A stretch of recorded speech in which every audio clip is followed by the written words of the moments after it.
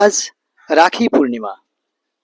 আমার আমার সকল বোনেদের প্রতি, আমার সকল ভাইদের প্রতি, আমার সকল আমার সকল রাজ্যবাসী তথা দেশবাসীর প্রতি আন্তরিক সৌহার্দ্যপূর্ণ ভালোবাসা, শুভেচ্ছা ও শ্রদ্ধা জানিয়ে আজকের এই রাখি পূর্ণিমা এবং রাখি বন্ধন সম্পর্কে দু চার কথা বলতে আপনাদের সামনে উপস্থিত হয়েছি, আপনাদের স্নেহের ও ভালোবাসার কবি সুব্রত মিত্র।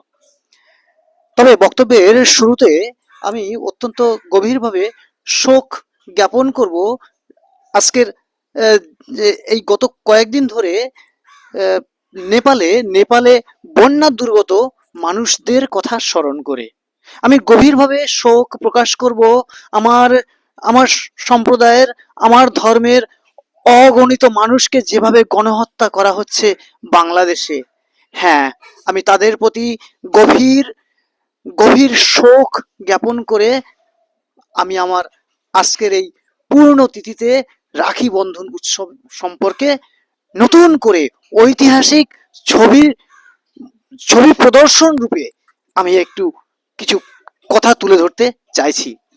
আচ্ছা আচ্ছা, আপনারা পশ্চিমবঙ্গের বুকে এবং ভারতবর্ষের বুকে এই ভারতীয় উপমহাদেশে যে দীর্ঘকালীন ধরে যে রাখি উৎসব হয়ে আসছে এবং যে 1905 সালে বঙ্গভঙ্গ আন্দোলনের সময় রবীন্দ্রনাথ ঠাকুরের হাত ধরে যে রাখি উৎসব রাখি উৎসব হয়ে এসেছে এবং সেই বিশ্বকবির, বিশ্ব মানবতার সূত্র ধরে মানুষের মানুষের যে মেল বন্ধন, সেই রাখি উৎসব পরবর্তীতে আমাদের পশ্চিমবঙ্গের রাজ্য রাজনীতিতে কিভাবে বিষিয়ে পচিয়ে একেবারে মিলিয়ে মিশিয়ে কতটা নোংরা জায়গায় এবং কতটা আহ, কতটা অবহেলিতভাবে এটা এটা আপনাদের চোখের সামনে ধরা পড়েছিল।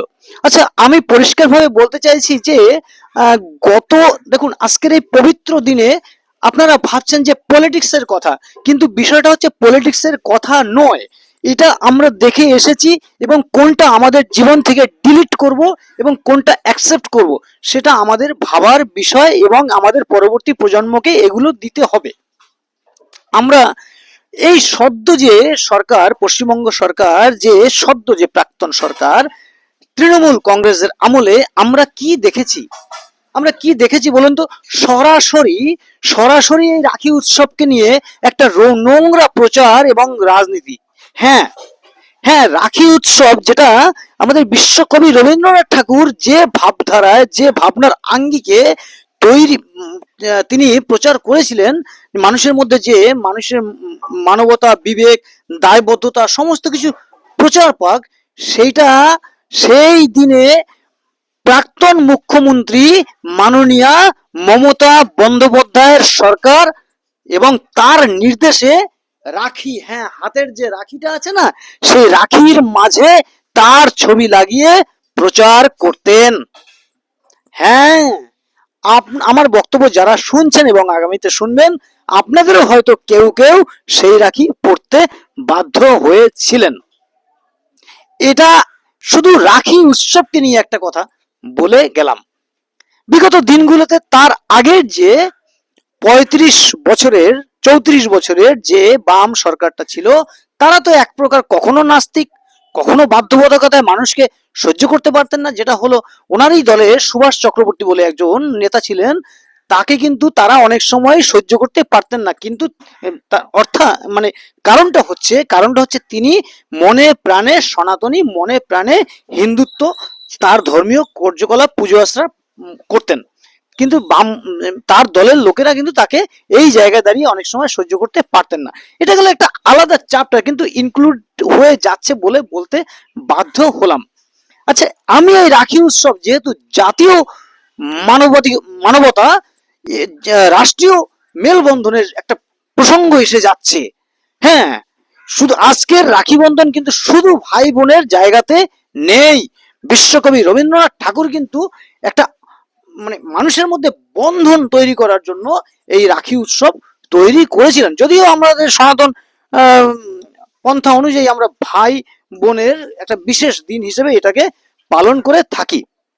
তো এবছর 2026 সালে আপনারা রাখি উৎসব দেখবেন, কলকাতা শহরে রাখি উৎসব দেখবেন, দিনের বেলা জানা যাবে সারাদিনে কোথায় কি হচ্ছে, হয়তো পশ্চিমবঙ্গে বিভিন্ন জায়গায় হবে বলে আমি আশাবাদী। হ্যাঁ, জাতীয় পতাকা, বড় করে জাতীয় পতাকা রাখা থাকবে।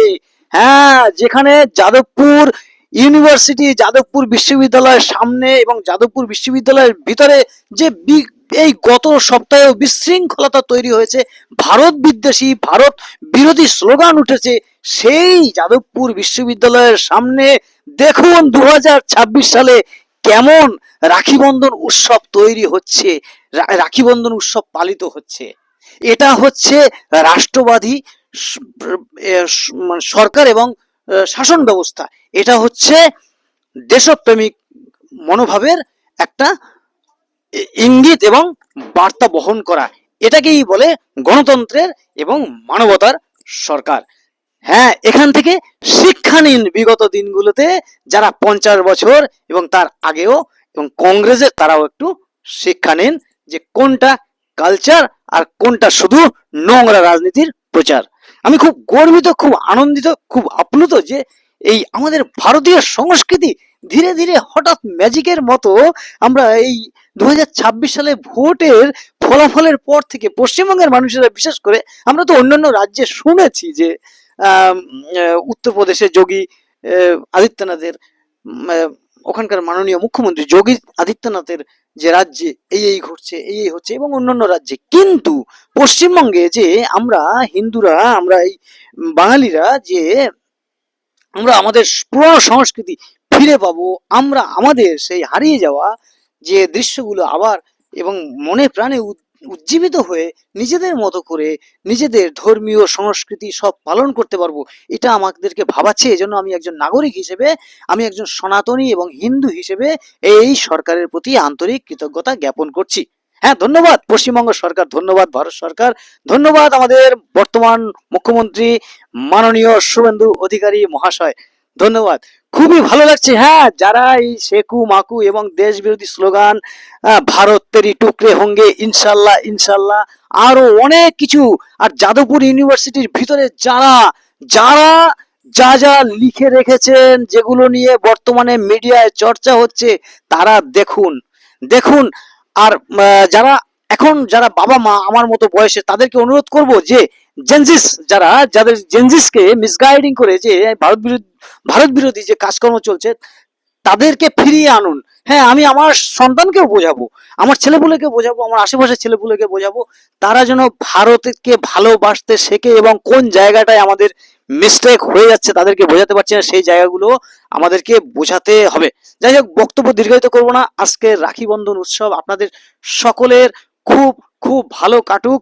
আমার সকল বোনেরা, আপনারা, তোমরা খুব ভালো থাকো, আর নিজের ধর্মের প্রতি, নিজের রাষ্ট্রের প্রতি দায়বদ্ধ থাকো, কারণ তোমাদের মতো অনেক সুন্দর সুন্দর সহজ সরল মেয়েদের জন্য, বোনেদের জন্য,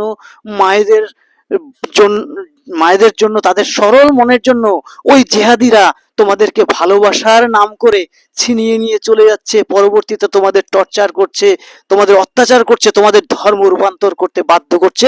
এর ফলে আমাদের ভারতবর্ষ এবং ভারতবর্ষের এই হিন্দু ধর্মের অনেক বড় ক্ষতি হয়ে যাচ্ছে। এই জায়গাটা কিন্তু তোমাদেরকে বুঝতে হবে। আজকের এই রাখি বন্ধন উৎসবে আমি এই অনুরোধের ডাক দিলাম তোমাদেরকে। তাই খুব ভালো থাকবেন সকলে। জয় হিন্দ, বন্দে মাতরম, ভারত মাতা কি জয়, জয় ভারত, জয় পশ্চিমবঙ্গ। ধন্যবাদ, নমস্কার।